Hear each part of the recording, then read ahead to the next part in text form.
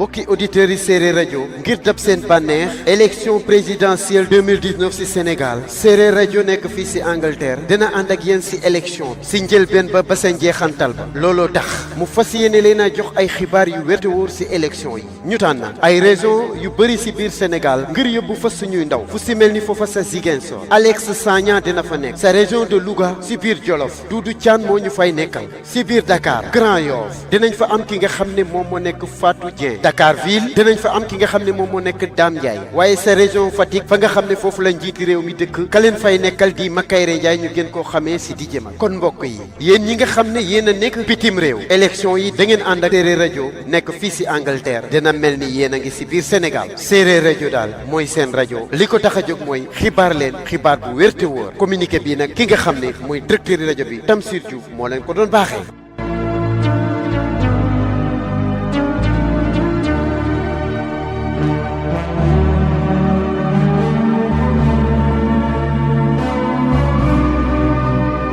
salaamaaleykum man la Tamsir Diouf yéen a ngi déglu Séeréer rajo man ngeen am fi naka lañ koy tees yéen a ngi doon dégg resource yi am na resource yi nga xam ne génne ci pare ñu ngi ko playalaat li fi naka lañ koy man maa ngi woon fii nii Séeréer rajo fii nii soo ba tey li fi naka lañ koy tees suñ jonale baale ma xam kan may ko nii texte ni ok alright so suñ jëfee naka lañ koy ci suñ jonale si nga xam ne ñoo nekk ñoo ñu taxawal Sénégal ñoom ñoo doon lifi naka lañ koy tees ñu ñoo reporté si suba ba tey ak démba tamit obviously am nañ fa kii naka lañ koy tees ñoom Ousmane ñoom Ous ak kii am Fatou Dieng bu nekk Louga ak xaati ko di Ousmane Sow ak DJ Mac ak ñeneen te ñu lifin naka ñooy ñëpp dégg nga dañuy indi si fii nii wante dama bëgg a lifin rek ñu wax lifin naka lañ koy tees si mbiri élection si mbiri lifin ressources so far du ñu jot a déggal du ñu jot a gëm duñ jot a amagum daal mooy ñi nga xam ne kii naka lañ koy tees xool ma lifin li ma am technical problème kii nga xam ne lifin naka lañ koy tees Macky Sall moom moo liidagum followed by xaatu ko Idrissa Seck nga xam ngeen ne Macky Sall moom mooy incumbent bi foofu noonu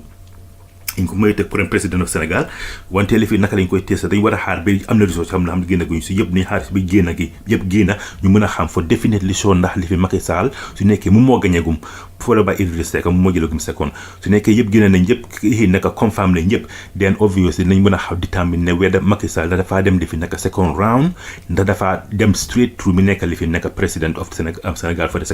the next 5 years xam ngeen ne mi ngi doon wax ne li fi naka lañ koy teesa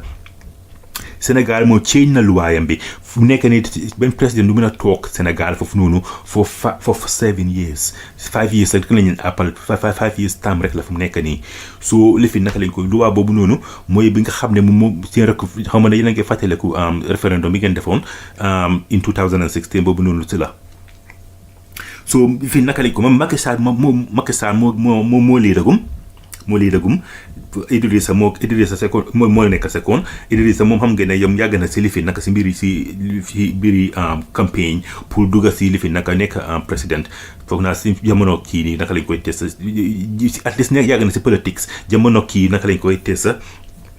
excuse me jamono xaati ko Abdou Diouf so lifi naka lañ koy te moom nag moo jëlagum second si lifi naka ressources yi génnaguñ yi nga xam ne xam nañ ko confirm nañ ko am na yu bari ñu def suñu si fii naka suñu Facebook bi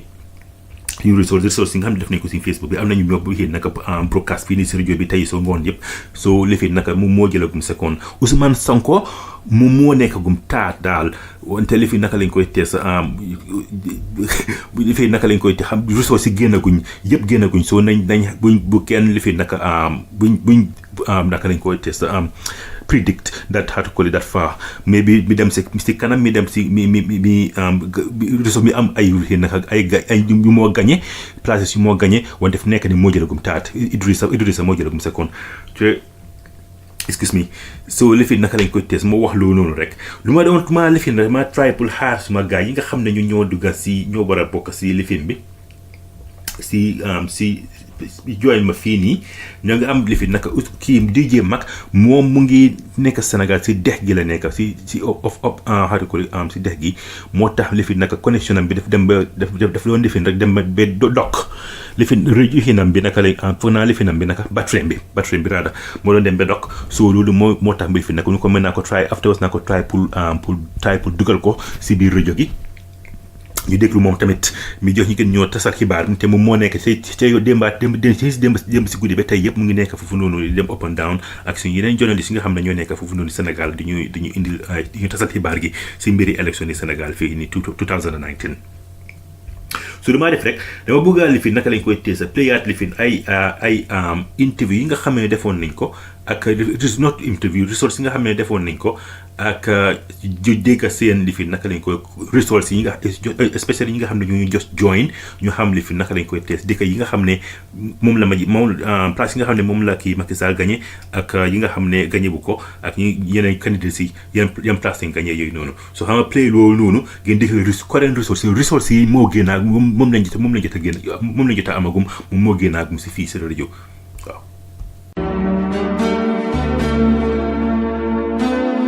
mbokki auditeurs yi Séeréer rajo ngir dab seen bànneex élection présidentielle 2019 ci Sénégal Séeréer rajo nekk fii ci Angleterre dina ànd ak yéen ci élection ci njëlbeen ba sa njeexantal ba looloo tax mu fas yéene leen a jox ay xibaar yu wér te wóor ci élection yi ñu tànn ay région yu bëri ci biir Sénégal ngir yóbbu fa suñuy ndaw fu ci mel ni foofa sa Ziguinchor Alex Sagna dina fa nekk sa région de Louga ci biir Jolof Doudou Thiane moo ñu fay nekkal ci biir Dakar Grand Yoff dinañ fa am ki nga xam ne moom moo nekk Fatou Dieng Dakar ville dinañ fa am ki nga xam ne moom moo nekk Dame Ndiaye waaye sa région Fatick fa nga xam ne foofu la njiiti réew mi dëkk ka leen fay nekkal di Makayre Ndiaye ñu gën koo xamee si di jëmal kon mbokk yi yéen ñi nga xam ne yéen a nekk bitim réew élection yi da ngeen ànd ak Séeréer rajo nekk fii si Angleterre dina mel ni yéen a ngi si biir Sénégal Séeréer rajo daal mooy seen rajo li ko tax a jóg mooy xibaar leen xibaar bu wér te wóor communiqué bi nag ki nga xam ne mooy directeur rajo bi Tamsir Diouf moo leen ko doon baaxee.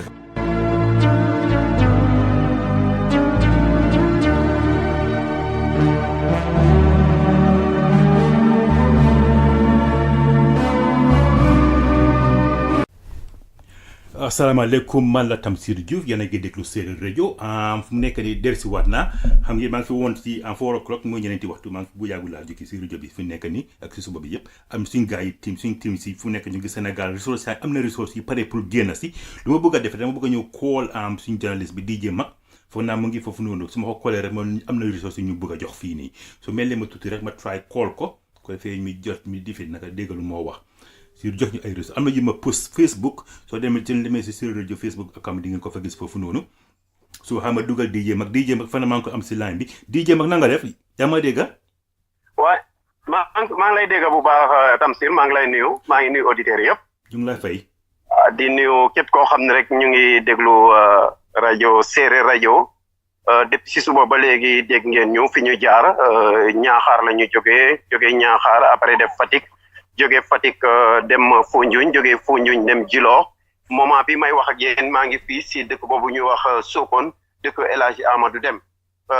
ñu dem nag si bureau bi nga xam ne moom mooy école garçon bu Sokone école garçon nag mu ngi nekkee côté brigade bi ñi xam fi Sokone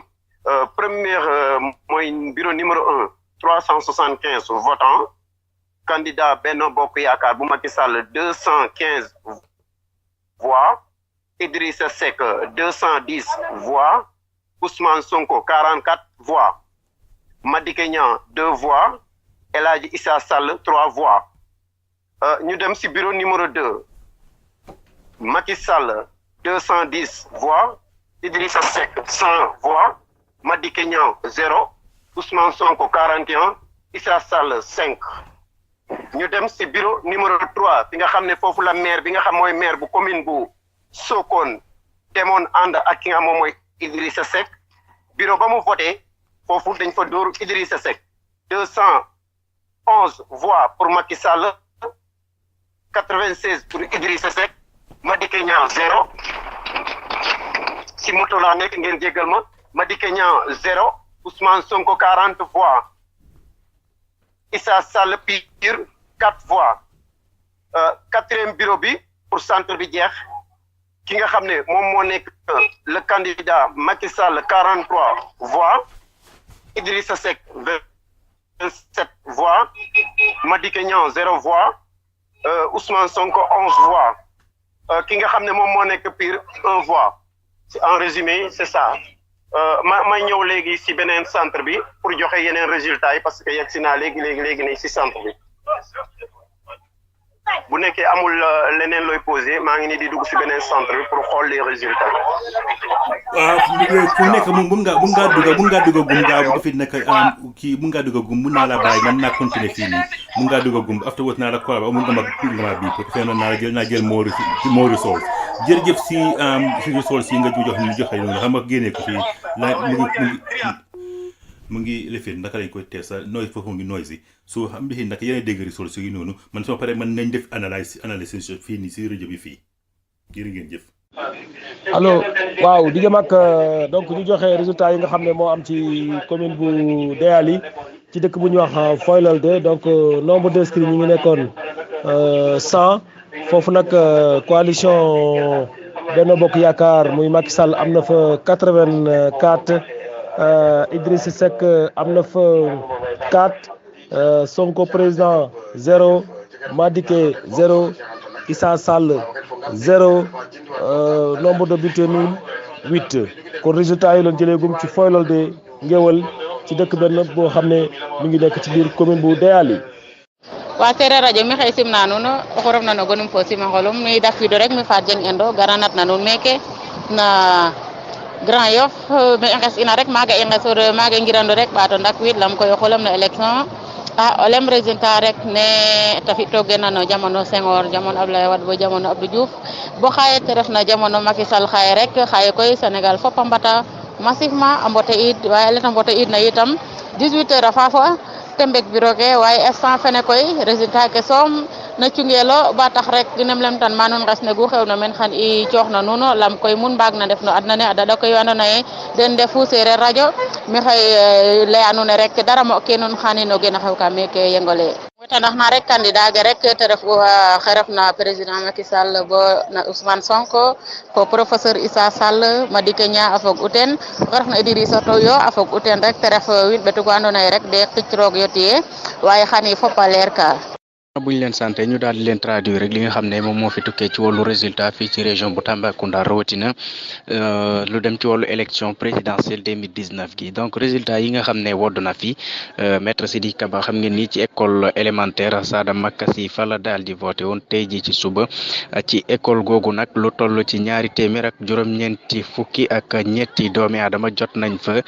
daal di voté kii di Macky Sall nag moo gàddu ndam ni ndax moom am na lu toll ci 184 kii di Idrissa Seck am 51 Ousmane Sonko am 43 voix Issa Sall am 4 voix Madické Niang am 2 voix il y a donc 284 votants ñoo amoon ci bureau de vote boobu noonu moo di bureau numéro 1 du yàgg dara ñu daal di indiwaat yeneen bureau yi nga xam ne ñoom itamit jot nañoo délibéré ba pare ci élection présidentielle yi nga xam ne ñu ngi koy amal fii ci Tambacounda donc ci école élémentaire Sada Makasi du ñàkk lépp loo xam ne tukkee na fi ci wàllu résultat ci yenn école yi itam danañ leen ko jagleel mu nekkoon kon Ousseynou Sow jërë ngeen jëf. Pour ce qui est des résultats du département, par exemple la commune de Sinthiou Malem, j'ai les résultats du bureau de vote numéro 3 qui a déjà délibéré. Donc pour le bureau numéro 3 ici à Sinthiou Malem à l'école élémentaire Mansa Kaliwali, donc il y a eu 448 inscrits, 273 votants, bulletin nul 5 et suffrage valablement exprimé 260. Ont obtenu Macky Sall 188 voix, Idrissa Seck donc 18 voix, Ousmane Sonko 33 voix, Madické Niang 15 voix, Issa Sall 6 voix. Voici les résultats de la commune de Sinthiou Malem du bureau numéro 1. Donc certainement dans quelques minutes ce sera donc les résultats des autres bureaux. Tamsir xam naa dama lay jox résultat yi balaa sama téléphone bi di fay parce que suba ba léegi moom lay utiliser mais li ñuy def rek mooy fay nga xam ne moom mooy école bu Ndangaan moo nekkoon deuxième centre bi nga xam ne moom laa la waroon a jox Madické Niang mu ngi fa am 249 voix Idrissa Seck 93 voix ki nga xam ne moom mooy Sonko 40 voix ki nga xam ne aussi moom mooy Madické Niang am fa 12 voix Issa Sall 1 voix ñu dem encore fee nga xam ne moom moo nekk encore ba léegi si même centre bureau numéro 2 Macky Sall mu fa am 266 voix Idrissa Seck 64 voix Sonko 38 voix Madické 0 voix Issa Sall 12 voix. Bureau numéro 3 ba léegi si école bu Ndangaan bu Sokone ki nga xam moom mooy le président Macky Sall mu fa am 85 voix Idrissa Seck am fa 29 voix Sonko am fa 27 voix Madické Niang 0 voix Issa Sall 5 voix ñu demee si 4e bureau bi Macky Sall mu ngi fa am 239 voix Idrissa Seck am fa 75 voix ki nga xam ne moom moo nekk Sonko am fa 51 voix Madické Niang am fa 10 voix Issa Sall 2 voix bi ñu jógee foofu nag ñu ñëwal leen encore fii nga xam ne aussi moom moo nekk centre Catalunya bu Sokone ñu dem ki nga xam moom moo nekk foofu si Catalunya bureau numéro Macky Sall mu fa am 261 voix Idrissa Seck 79 voix Sonko 54 voix Madické 1 voix Issa Sall 3 voix beneen bureau numéro 2 ki nga xam ne moom moo nekk Macky Sall 250 voix Idrissa Seck 81 voix Sonko 53 voix Madické Niang 2 voix Issa Sall 2 voix bureau numéro 3 Macky Sall am na 40 voix ki nga xam ne moom moo nekk Idrissa Seck 20 voix Sonko 11 voix Madické 1 voix Issa Sall 0 voix 4e bureau bi muy dernier bureau ki nga xam ne moom moo nekk Macky Sall 215 voix Idrissa Seck 93 voix Sonko 47 voix Madické 5 voix Issa Sall 1 voix. kon bu ma la ko totalalee fii si commune bu Sokone ki nga xam ne moom mooy Benno Bokk Yaakaar président Macky Sall boo boolee lépp lim fi am ci biir Sokone 2284 voix Idrissa Seck 8667 voix Sonko 405 voix Madické 32 voix Issa Sall 31 voix boo seetloo ki nga xam moom mooy président Macky Sall mu ngi rawee ki nga xam moom moo nekk Idrissa Seck lu tolloog 1417 voix di fàttali nii ne auditeurs yi ñu déglu si Séeréer rajo ki nga xam ne moom mooy maire bu commune bu Sokone dafa jóge woon si Macky Sall dem fekki Idrissa Seck mais teewul Abdou Latif Coulibaly mi nga xam ne mu ngi fii si commune bi muy ministre de la culture mais aussi Abdou Karim Sakho ñoom ñëpp ñi nga xam ne ñu ngi fii nii si commune bi ak docteur Mambourou Ba ñoom tey jii nii baatal nañu bu baax a baax le maire de la commune de Sokone si bureau ba mu voté et partout si biir commune bu Sokone ki leen doon jox résultat yi nag Makayre Ndiaye ñu gën koo xam ne si DJ Mag ñu ngi leen di sant leen di gërëm ba si kanam. waaw ngiroppo wo fog Séeréer radio maxey xir waxna nuun rek garaxin meke rek na mairie fe na Grand Yoff gar u koy xotana nuun résultat ke lam xasna bo ndik koy i ngara mene rek gu xewna meen i dektal na nuun waye koy kina fo koy no résultat ke waye meke na mairie fe président sorta fe te refa président Macky Sall o ten o xupɗu meen xa point lam 11 bureau ke fop o te adwu meen iyo te adwu meen Sonko ref ten Idrissa ref ten so koy professeur Issa Sall oxe refna Madické koy o ten moom te falakuno we andona ye den xicrogu tiye i te ref koy ga jeg na solo rek le Sénégal a lal tax nda xooxum no saaxo saax lam a lalta ye peuple na matir na o ten refu to geta mbug na a andan i kon koy gene rek i ngartan u nuun meke te ref o pog nuun xarit nuun fa Dieng Endo meke na Grand Yoff a garan u a Séeréer radio meke rek na Grand Yoff kon ɗayak na wiin o fop kon jama adux jama falak jama rokar jemak commune bu Daara Jolof si boppam bokk si département bu Linguère région de Louga Macky Sall mu fa am 7957 Sonko 1834 Idrissa Seck 1004 Issa Sall Pire 300 Madické 110 kon Tamsir nga jël commune bi nga xam moom moo nekk si kaw mooy commune Djilor Madické ki nga xam moom mooy Macky Sall am na fa 8099 voix ki nga xam ne moom mooy Sonko 187 voix Idrissa Seck 6 voix Issa Sall 14 voix ñu dem commune bu Foundiougne ki nga xam ne moom moo nekk Macky Sall am na fa 2548 voix Idrissa Seck 214 voix Issa Sall 58 voix. man la waa Tamsir Diouf del si waat naa yéen a dégg ressources yi noonu kii Macky Sall dafa ku dem Macky Sall dina dafa lifin mooy win élection bi lifin naka lañ koy tees xama ñu ma jox seen benn audio xama ñu plé ko mook Macky Sall mooy wax si nii xool ma préyal leen ko léegi ngeen dégg ko. waaw may leen ma rek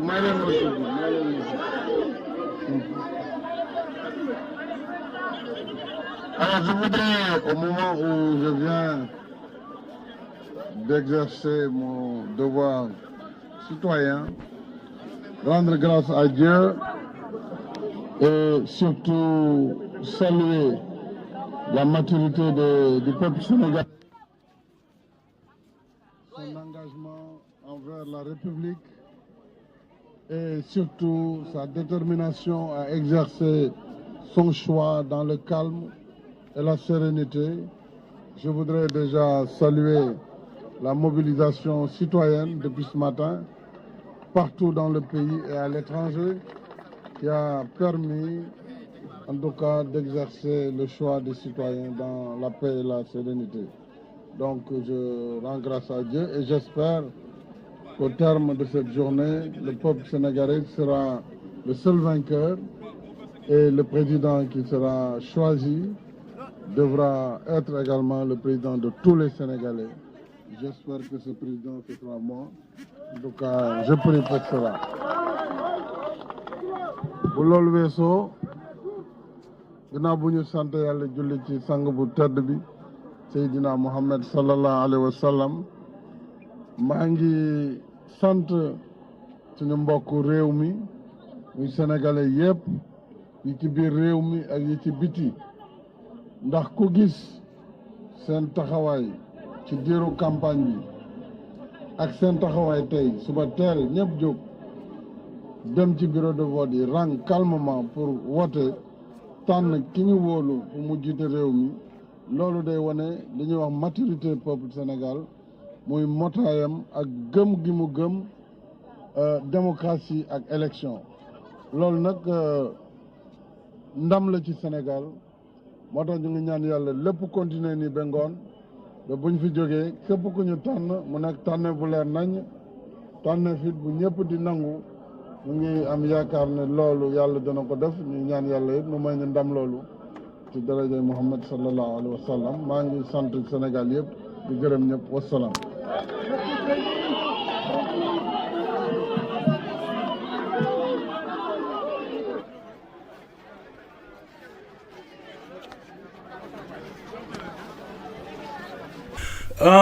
man la waa Tamsir Diouf Macky Sall moo doon wax noonu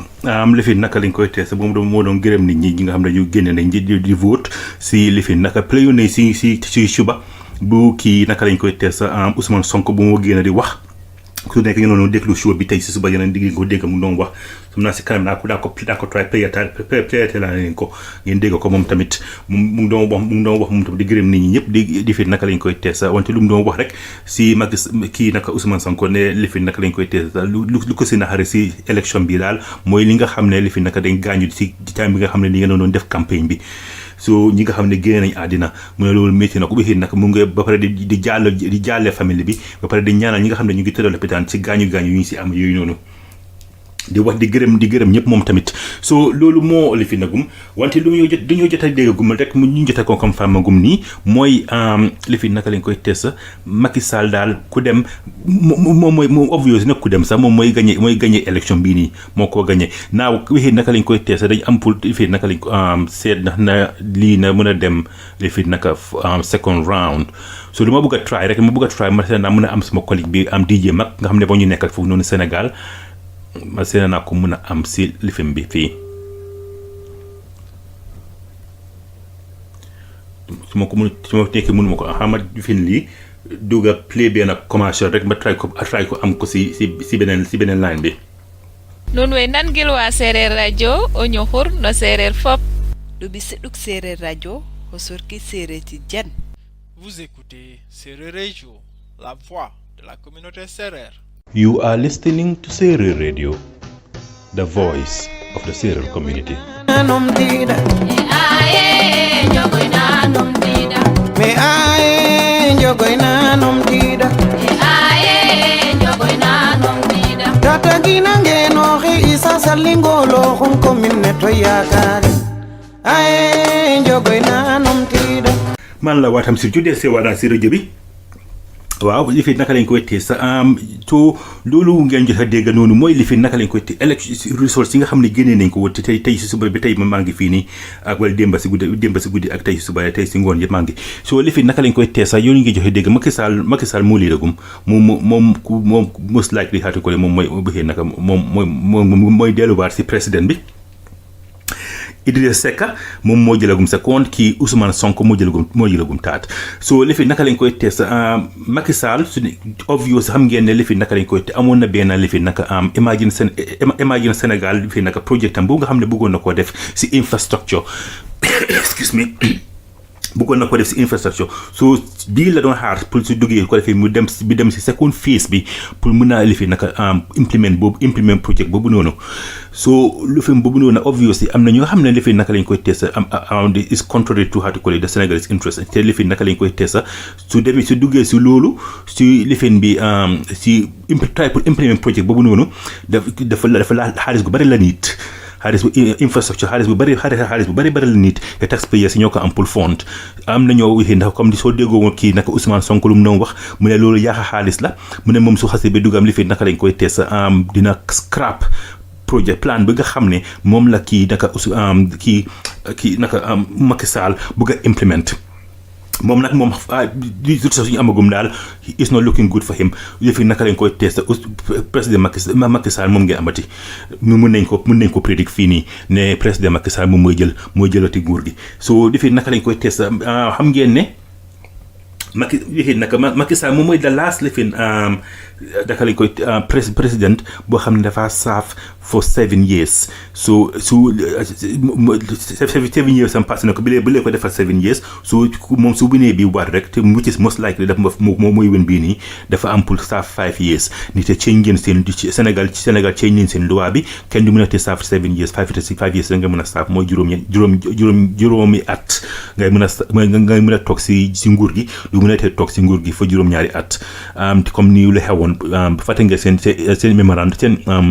référendum mi ngeen defoon si 2016 loolu moo taxoon loolu noonu moo indi loi boobu noonu su Macky Sall fu mu nekk nii gagné na bi mun nañoo confirm ne si seen rajo fii nag Macky Sall moom muy win moom ngeen amati as président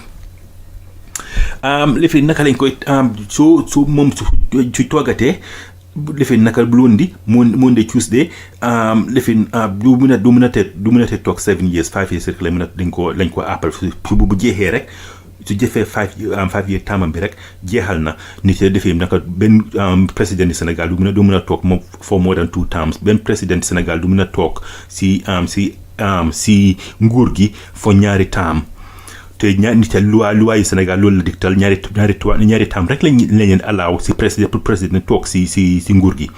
so loi boobu noonu ñu ngi ko indi woon 2001 fàtte nga time kii naka lañ koy tees premier Abdoulaye Wade defi moom ñëwee 2000 defi bëgg a indi loi boobu noonu ba pare mu si bëgg a werante ne lifi naka lañ koy tees moom dañ ko war a moom rule boobu warut a apply si moom ñu ne ko déedéet loolu dafa dal so lifi naka rule boobu noonu ci time am lañ ko indi wante moom bëggoon na si indi problème wante yéen naka si loi bi daal lu mu wax daal mën a 2 terms nga mën a yéen naka 2 terms nga mën a toog du mën a toog more than 2 terms so loolu mooy li xew si lifin bi si élection yi Sénégal fii élection yi Sénégal presidential élection yi Sénégal 2019 li ma bëgg a def rek maa ngi gërëm suma journaliste yi nga xam ne ñoo nekk foofu noonu comme ni Doudou Thiane ak Ousseynou Sow ak kii tamit Binta Diame ak Fatou Dieng bi nga xam ne moo ñu reportal si Grand Yoff fii Grand Yoff Dakar ak kii tamit of course kii Dem Ndiaye ak of course buñ fàtte suñ góor gi Makayra Ndiaye ki nga xam ne moom def na fa ndaanaan tey si coverage election bii nii pour fay si démb si guddi démb si ngoon la jógee Dakar dem Ñaxa bu mu jógee foofu dem Fatick dem fii naka lañ koy teesa Foundiougne dem Djilor ak fii naka lañ koy Sokone ak fii bu mujjee foofu na daxunta foofu la mujjee so after bu jógee foofu noonu nag mu ngi nekkee ñëw daaw so ñu ngi ko gërëm bu baax a baax ak di gërëm yéen déglukat yi di gërëm suma team bi xam ne ñoo nekk si rajo gi fii Séeréer rajo di leen wax ne lifin naka lañ koy tees mun naa confirm ne am ngeen président bu am ngeen Macky Sall moom moo gagné élection bi so lifin naka wante xam naa ëllëg si suba yëpp nañ confirm details si exactly xaatu ko naka la yëpp fi demee te xam naa ñu ni dugga si suba si aussi guddi si ëllëg pour mën a waxtaan si lii lan la miin si Sénégalais yi yéen ñi nga xam ne yéen leen votal li fi ni naka lañ koy teesa président bi yéen fu mu nekk dem dañuy waxoon ngeen dem taana ngeen seen président fu mu nekk nag I can confirm ne Macky Sall moom mooy seen président waat te Macky Sall moom 5 years time rek lañ ko appal after 5 years bu dafa am pour génn ñu amati beneen élection li fi naka lañ koy tees ngeen am beneen président bu es ni teem bii lay di fi naka du mën a def more than 2 times so loolu rek ma indi wax ko foofu nii si Séeréer rajo fii nii ngeen dégg ko maa ngi leen a gërëm yéen ñëpp di gërëm gars yi kon ma waxatee sama suñu journaliste yi nga xam ne lu xëy naka ñooñu doon toppatoo di xëy naka coveral élection bi Sénégal excuse me di lifin di gërëm suma team bi nga xam ne fii tamit Séeréer rajo tamit suñu présenté yi comme Doudou Diouf mu ngi fi woon maa ngi ko gërëm bu baax a baax moom tam lifin contribution dafa rafet every time moom it so nag lii mooy loolu mooy seen lifin moom la Sénégal yéen Sénégalais yi moom ngeen taanaate dañuy wax ngeen dem choose ngeen waat kii Macky Sall moom moo lii dëggum lifin naka followed by Idrissa Seck then followed by xaatu ko le Ousmane Sonko ne Ousmane Sonko nañ ko lifin naka lañ ko xamoon nañ ne lifin naka moom bu yàggu rek la moom presque he's a young man pour jox ko encouragement rek ne lifin naka am na proposal si mbixi naka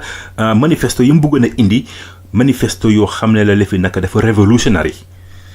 to obvious xëy na bii du atam wante atam na ñëw so ñu ngeen bàyyi xel kooku doonu mën naa leen ko wax foofu noonu rek koo xam ne ku jara bàyyi xel la nit te lefin naka ku yong magut noonu moom moo si gën a yong moo si gën a nekk xale si ñi nga xam ne candidat si taxaw yëpp moo si gën a nekk xale wante lefin naka moom xal yong bi youth si jaune si xaw ma jaune liñ ko waxee si français xaw ma xayam lefin naka mooy xale yu xambaane yi ak jànq yi nga xam ne lefin naka ak académique saakul bi ak ñi am na yeneen dëkkatam si dex gi foofu tam ñoom taxawal nañ ko obviously ñoo ko gën a sopp ni te moom si social media su nekkee yéen a ko follow social media di ngeen xam ne naka la def lan ku ixee nag campagne bi moom moo def si social media Facebook ak Twitter yooyu noonu yëpp so moom nag lifee naka bii at bii du asam wante atam dina ñëw di te moom manifeste di xëy naka lu mu bëggoon a indi foofu noonu Sénégal yoo xam ne loo xam ne Sénégal dëgg-dëgg laajte na ko nii doon na ko wante tam ñu ngi leen a fi naka lañ koy tees ñu ngi ko congratulate moom nga xam ne moom young man la di te lii la war di demee sax si biir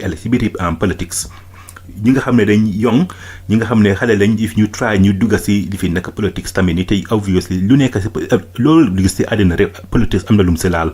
comme nag su nekkee ne bëgg gis nga loo xam ne yenn politicians yaa ngi koo def neexu la kon nag yow nga try nga dugga pour nga change game bi so nag li fi nag ñu ngi ko congratulate moom tamit Séeréer rajo fii nii di congratulate kii of course Macky Sall di ko congratulate obviously moom ngeen taana fu mu nekk jëlate naa li fi ne moom moo nekk incumbent bi fu mu nekk I can confirm ne moom ngeen amati as your president moom mooy toogati so li fi naka lañ ko te ma gërëm leen yëpp yéen déglukat yi waat di gërëm waat suma gars yi fii nii si Séeréer rajo di gërëm ak suñu journaliste yooyu noonu ñoom kii naka lañ koy te sa am DJ Mac ak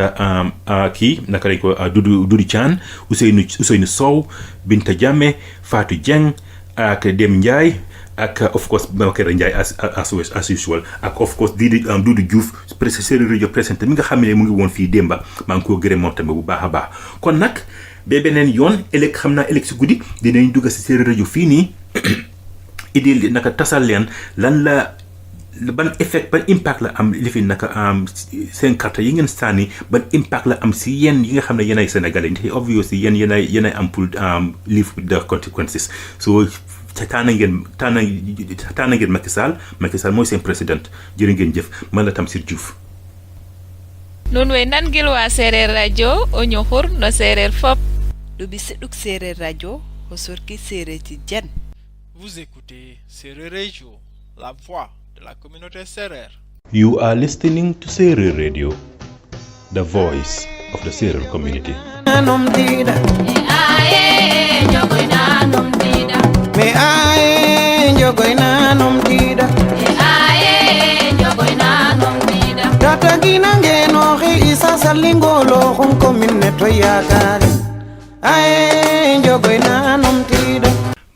Man la Tamsir Diouf dellu si waat naa si Serer rajo man la Tamsir Diouf yéen a ngi déglu suñ coverage yi élection mi nga xam ne moom mooy am Sénégal foofu noonu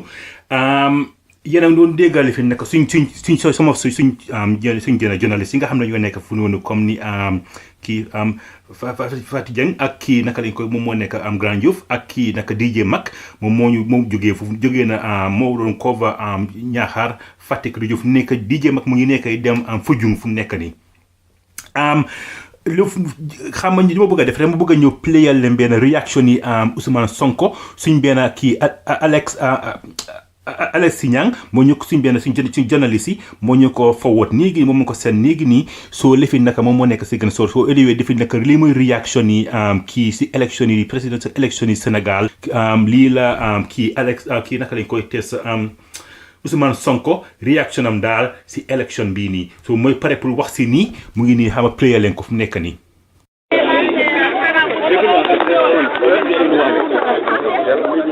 Depuis le début du processus, depuis que le parrainage a été lancé, jusqu'au vote aujourd'hui et éventuellement demain, jusqu'à la proclamation de cadre législatif, nous sommes très contents. Nous remercions le bon Dieu de nous avoir permis parmi tant de Sénégalais d'avoir été parmi les 5 qui ont pu vivre cette campagne en tant que candidat et de nous avoir permis aussi de sacrifier le situation de votre citoyen. Je commencerai en tout cas par m'incliner devant la mémoire de tous ceux qui ont perdu la vie lors de cette campagne, quel que soit le bord politique, leur bord politique. Nous-mêmes, on a perdu aux militants lors d'un accident tragique. Et je formulerai ensuite des prières pour ceux qui ont pu être blessés lors de cette campagne. Je crois que toutes les chapelles politiques en ont eu et nous-mêmes on en a. Et je prie enfin pour que cette élection se passe dans des conditions d'apaisement, de paix, et qu'au soir de cette élection, en tout cas jusqu'à la proclamation des résultats définitifs, qu'il y ait la paix au Sénégal, que les élections se passent de manière transparente, qu'un vainqueur en sorte dans les conditions les plus acceptables pour tout le monde et que tous les autres candidats puissent se féliciter parce qu'au-delà d'une élection, le Sénégal va continuer à exister et à fonctionner. Je ne peux pas apprécier pour le moment l'organisation du vote puisque je viens de me présenter dans mon centre de vote. Je viens d'entrer dans mon bureau de vote et pour faire le vote. Je crois qu'on a une organisation nationale avec des démembrements au niveau des départements qui est en train de scruter et de superviser. Et d'ici la mi-journée, nous aurons les premières remontées par rapport à l'organisation globale du vote. Êtes-vous confiant, Monsieur le Président? Êtes-vous confiant, Monsieur le Président? Si je n'étais pas confiant, je ne serais pas là. Nous sommes plus que confiants parce qu'une élection ne se joue pas le jour du scrutin. Il y a tout un tas d'étapes qui précèdent et durant toutes ces étapes, que ce soit l'après-campagne, la campagne elle-même, ce que nous avons vu, ce que les Sénégalais nous ont démontré en termes d'affection, mais surtout d'adhésion à notre discours, nous fondent à être extrêmement confiants par rapport à l'issue de cette élection.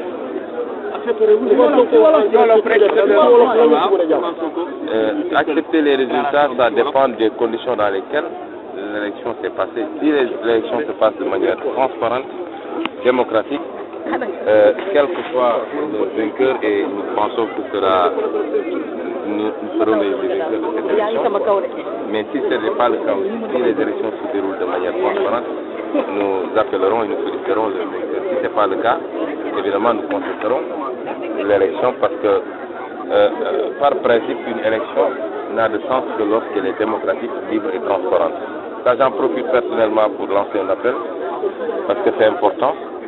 un appel à la paix, parce que notre matière première la plus précieuse, c'est pas l'or, c'est pas le pétrole, c'est la paix au Sénégal.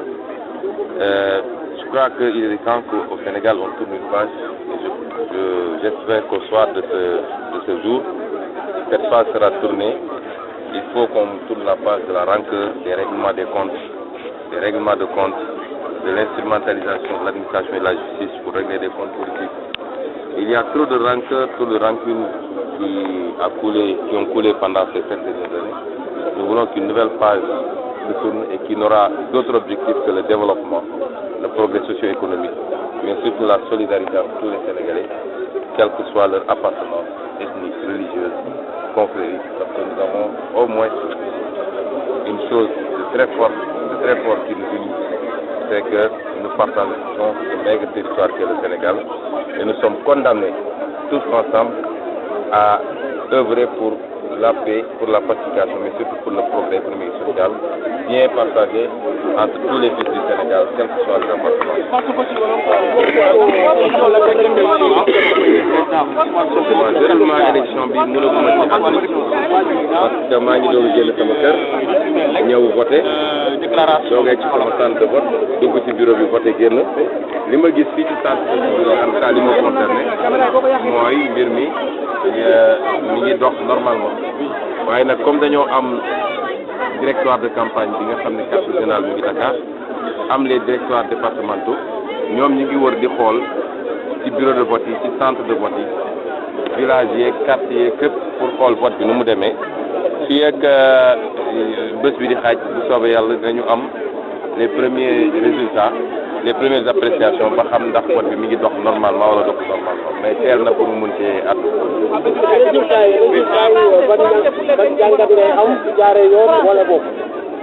résultat yi moom xam nga vote moom élection solo si mooy ñu tànn ci jàmm ki nga xam ne moo war a jiite Sénégal loolu nag pour mu am mooy il faut que élection bi ci boppam tëre nu muy tëree mu doon loo xam ne lu ñëpp nangu la bu mbuuxum du am njuñ-njaaj du ci am bu loolu amee nag ñun li ñuy wax sénégalais yi mooy ku yàlla tànn rek jàpp nañ ni ñun lay doon dañu nangu ni kooku la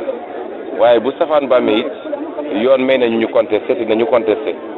bu loolu amul it mu nekk jaay doole it yooyu yoon may nañu ñu def ay recours nañ ko def la ci des nag ñu ngi ko bàyyi ci peuple sénégalais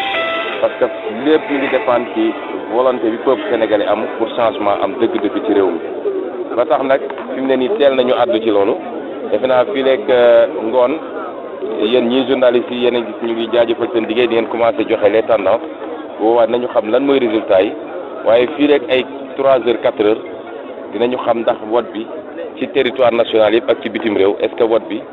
mu ngay dox ni mu war a doxee ni ko charte réew mi tëralee bu boobaa nag dinañ mën a apprécier question bi wala nañ ci gën a mën a tontu. mbaa rafetlu nga jamono yi ñu ci doxee. waaw loolu laa tontu léegi ne comme maa ngi doog a yegg si man dugg naa sama stand dugg sama bureau wax dëgg yàlla sécurité bi encadré nañu ñu ñëw voté mënaguma am appréciation ñi nga xam ne rek ñoo ñu toogal directoire national nga xam ne ñi ngi superviser li xew ci Sénégal yëpp fii rek bu ci kanamee dinañ ñu jox les premières informations ci vote bi nu mu demee est-ce que jaar na yoon wala jaarul yoon waaye li ci ëpp solo rek mooy ñu ñaan yàlla parce que man sama ndorteel wax léegi ci kàllaama tubaab dama ne balaa may wax dara damay njëkk a jaale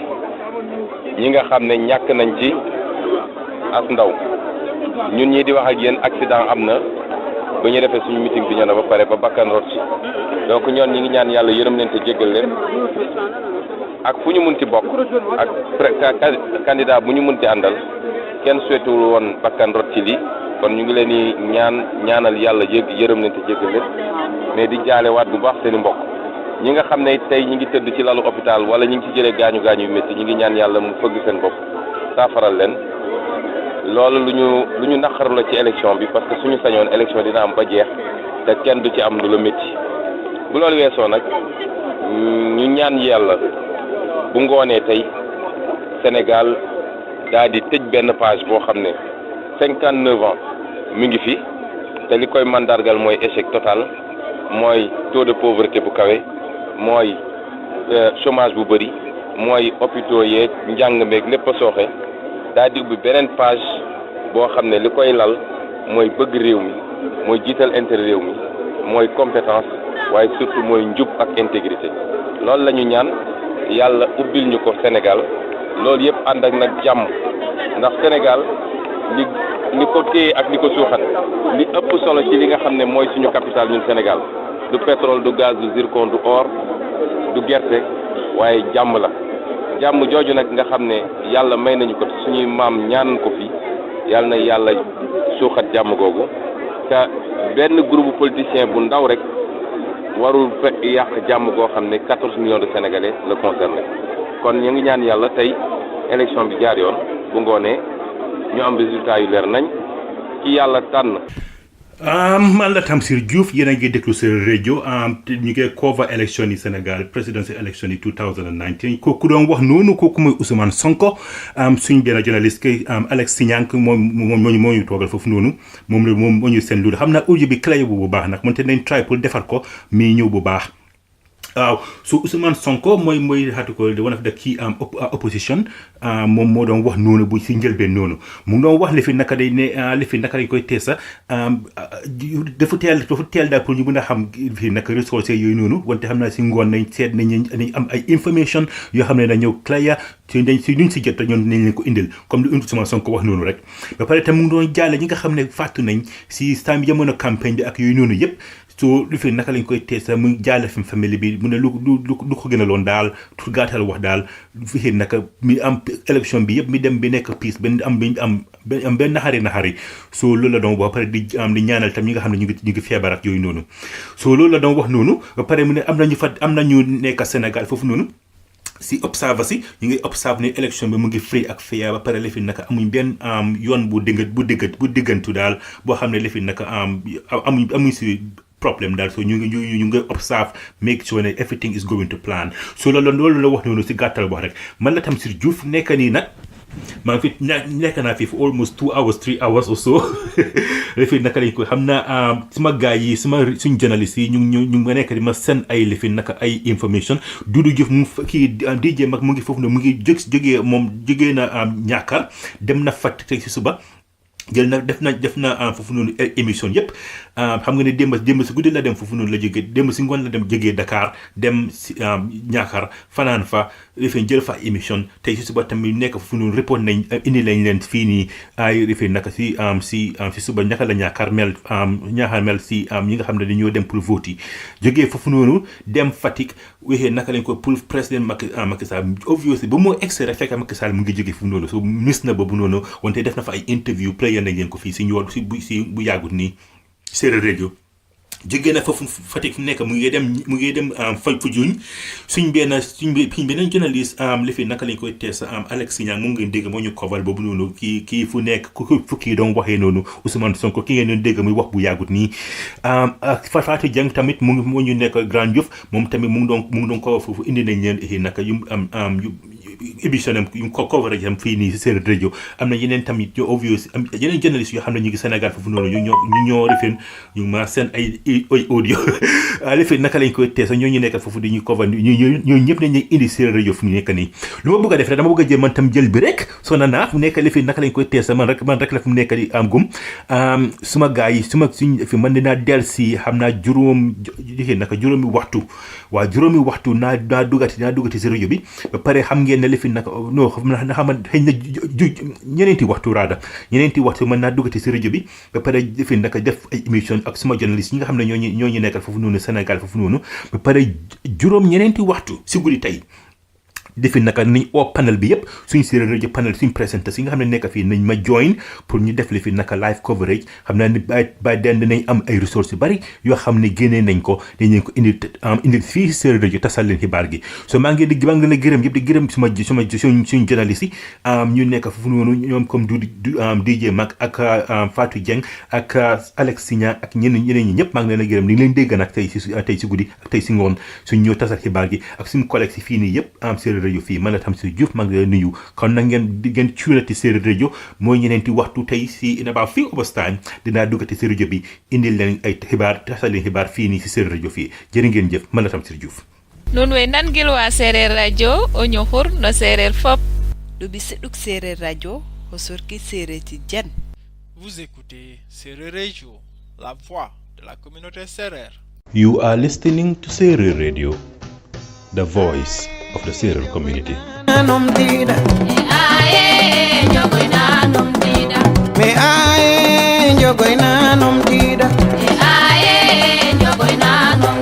Tata ginange no he isa salingo lo hon komin neto yakari ae njogo ina no